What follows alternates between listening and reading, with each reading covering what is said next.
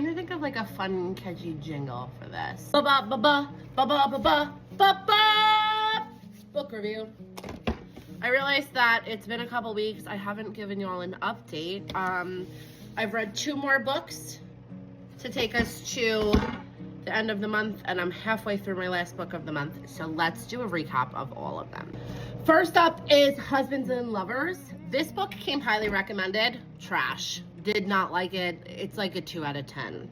It's historical fiction, and it focuses on like 1950s Egypt, which I thought was very interesting. I was a history teacher. I don't really cover much of that. Like, I haven't done my historical research on that.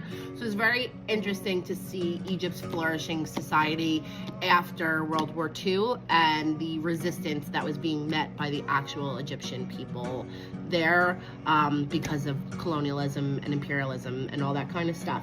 That part of the book, Hannah's story, who ends up being the grandma, that part I love. Grandma was a little hussy, and she was stepping out on her husband, who was also stepping out on her. So that part was interesting. She was having an affair with the concierge, who ended up working for Israel. He was Jewish, and everybody hated Jews. She was Jewish. It was very... That part of the story was interesting. And like, you could guess that Hannah's the grandma from like the first chapter. Okay, so I'm not spoiling anything here.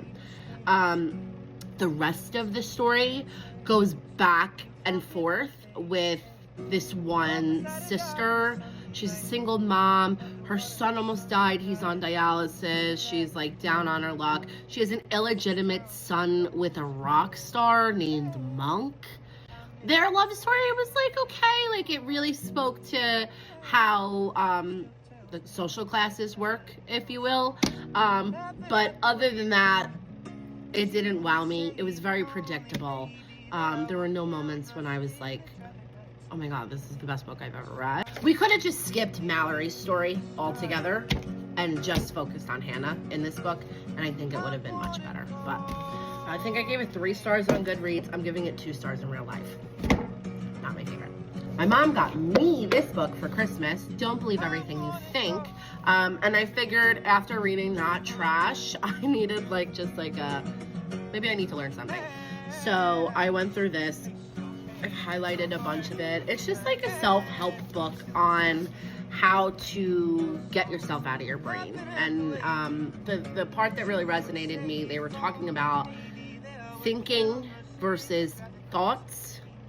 And thoughts are just what immediately comes to your head, and thinking is how you emotionally react to it and how your brain starts going through the loops. There's a lot of good stuff about rumination and anxiety and stuff like that here. Highly recommend.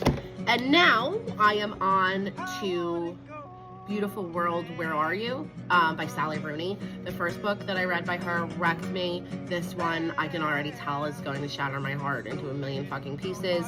I really, really, really like Sally Rooney's writing style. I like the topics that she covers. So keep an eye out for a review of that one. And thanks for joining the book club. Goodbye.